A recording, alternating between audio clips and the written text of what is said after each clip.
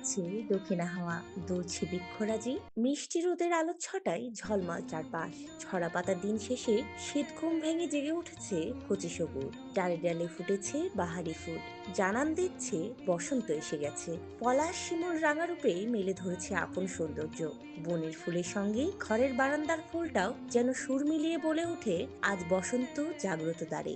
বসন্ত যখন ভালোবাসার উৎসবকে এক সুতোয় গাঁথে, তখন তারুণ্যের মনে ছড়িয়ে পড়ে নতুন রং, চঞ্চল হয়ে ওঠে মন। শীতকালে আমাদের দেশে যে এই অজস্র গাছপালা, সেখান থেকে যখন পাতা ঝরে যায় সেটার একটা চেহারা থাকে। বসন্তকাল আসলে পাতাটা আবার নতুন করে গজায়, পাতার একটা নতুন রূপ হয়, ফুল আবার নতুন করে সেজে যায়। তো মানে আমাদের সার্কামস্টেন্সটাই এরকম যে আসলে ওই যে সুভাষ মুখোপাধ্যায়ের একটা কবিতার মতন, ফুল ফুটুক আর না ফুটুক আজ বসন্ত। তো বসন্তকাল চলে আসে আর কি। বসন্ত মানে নতুন নতুন ফুল, নতুন নতুন রং প্রকৃতিতে। ফুল কারো পছন্দ হয় না এরকম লোক খুঁজে পাওয়া মুশকিল। কাজে আমার মনে হয় বসন্ত এমন একটা সময় যেটা সবার মনে আনন্দ বয়ে নিয়ে আসে। আর এই জন্যই আমার মনে হয় বসন্তকে ঋতুর রাজা বলা হয়। বসন্ত মানে আমার কাছে নতুন রং, নতুন উদ্দীপনা, নতুন আনন্দ, নতুন আশা। আসলে ফুল জিনিসটাই অনেক সুন্দর।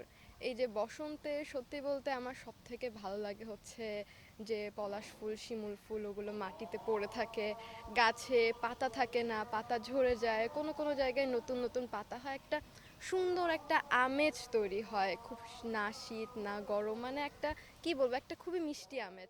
বসন্ত মানেই নতুন শুরু। এই সময়টা মনে অন্যরকম ভালো লাগা কাজ করে। ফাল্গুন এলেই মনে হয় চারপাশে প্রেমের ছোঁয়া লেগেছে। করেছি যে দান তোমার হাওয়ায় প্রকৃতির এমন রঙিন সাজে কবির মনে জেগে ওঠে নতুন ছন্দ, জন্ম নেয় কবিতা, গান আর ভালোবাসার অনুরণন। তাই তো এ বসন্ত, এ ফাল্গুন এতটাই প্রেমময়। পহেলা ফাল্গুন আর ভালোবাসার দিন হাতে হাত রেখে হাজির হয় একই বার্তা নিয়ে। বসন্তকে বলা হয় ঋতুরাজ, অর্থাৎ বাঙালির জীবনে বসন্তের একটি অনিবার্য ভূমিকা রয়েছে। এই বসন্ত উৎসব বাঙালির জীবনকে নানান সময়ে নানানভাবে রাঙ্গায়িত করেছে। বসন্ত যে শুধুই প্রকৃতির সাথে জড়িত, বসন্তের আগমনে কেবলই যে নতুনভাবে আমরা অবগাহিত হই বা একটি ঋতু থেকে আরেকটি ঋতুতে যাই, শুধু তাই নয়। বসন্ত আমাদের প্রাকৃতিক জীবন, আমাদের সামাজিক জীবন, আমাদের সাংস্কৃতিক জীবনকেও পরিবর্তিত। সাহিত্যিকদের ভাষায় পোশাকের রং আর প্রকৃতির রূপ নিমিশেই ছুঁয়ে যায় মন। সৃষ্টি আর উল্লাসে ভরে ওঠে চারপাশ। বসন্তকালে পুরাতন পাতা ঝরে যায়, গাছে গাছে নতুন কিশলয় জাগে, নতুন পাতা জন্মায়, সাথে সাথে ফুল ফোটে। সুতরাং বসন্ত সৃষ্টিরও প্রতীক।